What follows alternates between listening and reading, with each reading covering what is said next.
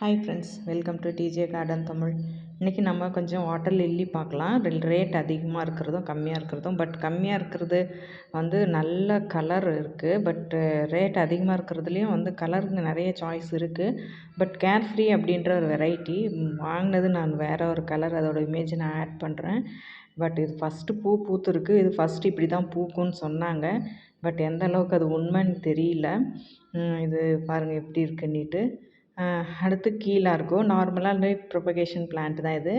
சின்னதாக இப்போ தான் பூ விட்டுருக்கு. ஏன்னா இதெல்லாம் வந்து மெயின்டைன் பண்ணாத ஒரு தொட்டியாக இருக்குது.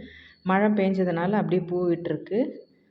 இதுவும் கேர்ஃப்ரீ. இதுவும் பாருங்கள், என்ன தான் இருந்தாலும் அந்த காசு அதிகமாக கொடுத்து வாங்கினா கூட நம்ம கம்மி காசு கொடுத்து வாங்குகிற அந்த 200 ருபீஸ் கொடுத்து வாங்குகிற கீழார்கோ டீனா பாருங்கள். இது டீனா.